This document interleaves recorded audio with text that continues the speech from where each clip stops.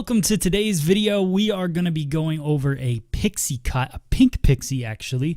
It's going to be an undercut pixie, so nice disconnection on the top. We're going to color it pink at the end. I think you guys are going to really dig this video. So today, the sectioning is going to be pretty simple. I start at the parietal ridge and I work my way back. So look for that recession point. You want to make sure that the top section that you're sectioning off is not too wide. It can really throw this haircut off.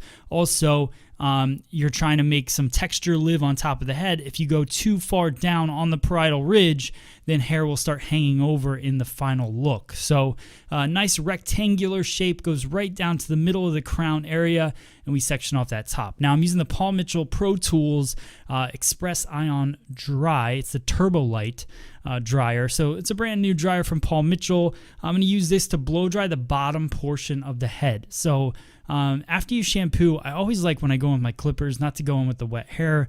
It just helps kind of get everything into the clipper better, and also keeps the hair nice and smooth and works out any calyx. So you just go through and you cut it really nice and all the hair is laying the right way.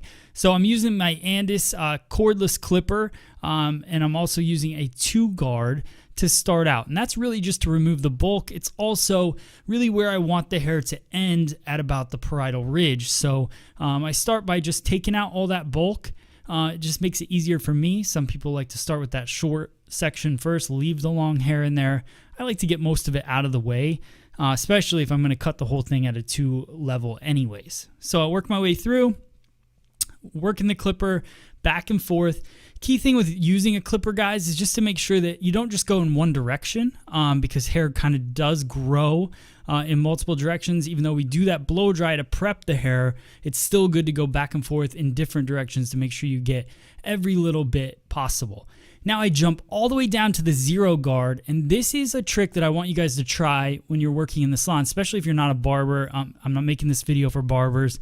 If you are a hairdresser and you're not used to using clippers, going in using your highest clipper first, take the bulk out, then go in with your lowest clipper and draw your line around the head shape. This is something I've really been working on. I have had some barber friends come in and film some videos, so I learned some things. I really like working with my lower guard all the way, creating that line and really just drawing an outline of where I want the shadowing to be in the haircut. So we're going to do a lower fade, so I want the weight to kind of come down just at that occipital bone area, and then I clean the rest off at a 0 guard. Now this is Mary. I've done multiple cuts on Mary. You guys have watched them on YouTube for sure. She really wanted to go nice and short, showed me this really short haircut.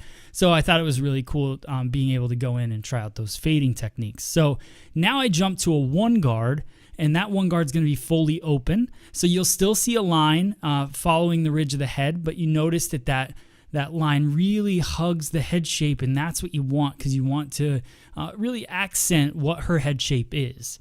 So I work my way through there, 1 guard fully open. You'll still see that line because we're going from a 0 guard to a 1 guard open. So there is going to be a little bit of shadowing in there. So I work my way through. Then I'm going to go in with my YS Park barbering comb. This is available on Free Salon Education. I believe it's the 2...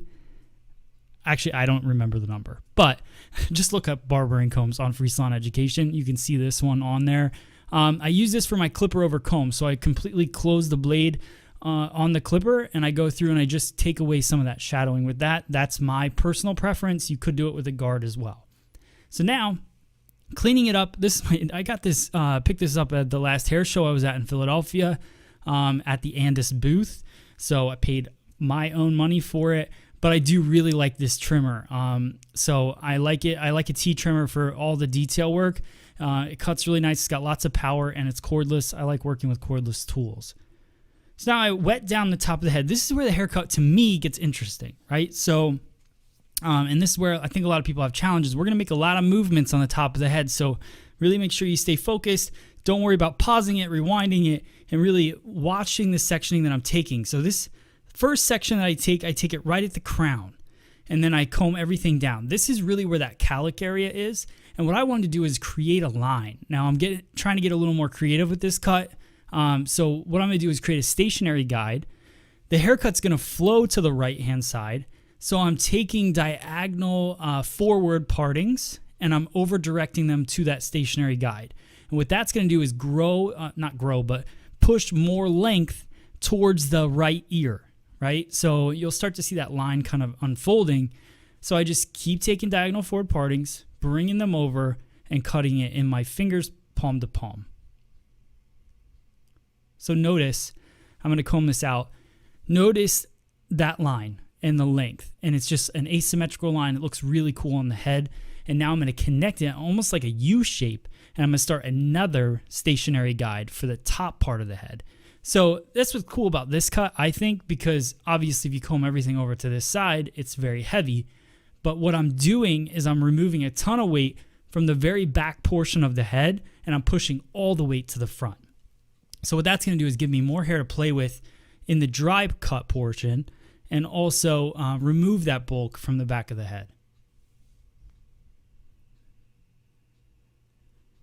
Also, I should mention the scissor that I'm using is my new scissor that just came out. It's available on freesaloneducation.com. So if you're looking for a new scissor, it was manufactured in Japan by hand by Mizutani. I'm really proud of this scissor. I was involved in the entire design of the scissor. So it's every spec that I love, how it fits in my hand and everything. So I know you guys will like it as well. A lot of thought went into this scissor.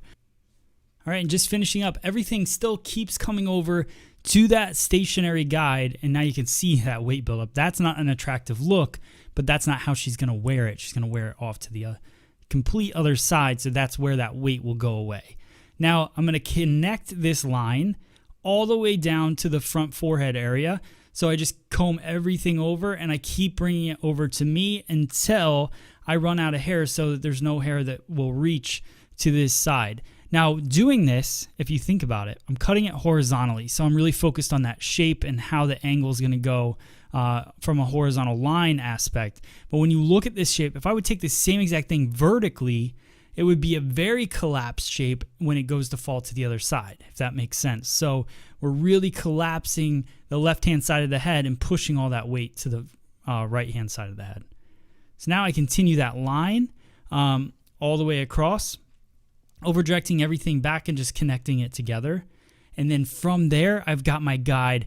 And now we're working with the heavy part of the head. So that's why I say that this is interesting, because a lot of people just cut their line, then go into a ton of texturizing techniques, take out the bulk, but nothing really has a rhyme or reason to it. The reason I'm now elevating the hair is because this is the heavy side of the head. So I want to elevate it. I switched to a point cutting technique instead of blunt cutting because I want to add more texture and take out some more weight on the lines that I'm creating, and I'm over directing everything back. So I do that, I blow it dry, and then what I'm going to do is go in and color it, and then when I rinse out the color and I blow it dry one more time, then we'll go in and do our dry cutting technique. So we're using Paul Mitchell Pop XG. It's a fantasy color. I mixed pink and red and hot pink, and like I mixed tons of peach all together. We wanted to make a pink color that just was a little earthier looking. So it wasn't just like a really bright fantasy color. It was a little bit softer. So I think you guys will like the end result. So I just paint that on. That's fully scalp to ends, just painting it over the fact that she's already got blonde hair. So you want to make sure if you're going to do color like this, especially lighter pastel-y kind of colors on your guests, make sure that they're nice and light. They got to be at least a level 9 to really get the right effect. So Mary, we've been bleaching her hair for quite a while. She wanted to try something new, so the pink was kind of a nice fit. It also will fade out, so then it will fade out and also tone her hair, so you'll see. But check out that the kind of smokiness to it. I really love the movement and everything. And now I go and do some dry cutting techniques. Start out with point cutting because I really wanted to break up the lines that we created on the top. So we did some pretty blunt lines, over directing everything back to that stationary guide. So what point cutting does is just goes in and softens those lines. And then I go right across just above parietal ridge and I pull some of the hair down. This is hair that probably is going to fall off to the side, let's just say. So what I want to do is just soften that. So I comb it down and I work my scissor a half close and I just kind of take some teeth out of it or gaps, I just create air in that shape. And then I go in with Paul Mitchell Invisible Wear and I spray that in. It's a texture hairspray, so I create a ton of texture. It's got a slight, I'd say a medium hold, and then I go in with my iron. It's a Paul Mitchell Pro Tools smoothing iron. I go in and I just flip out some of those textured pieces to really show off the shape. Notice that the shape really follows her jawline and expands into the back, which really gives her a nice flattering shape to her head shape. So hope you guys liked the video. Remember, check out my scissor on freesaloneducation.com. Thank you guys so much for watching. If you have any questions, hit me up on social media, everything at Free Salon Education. Thanks for watching.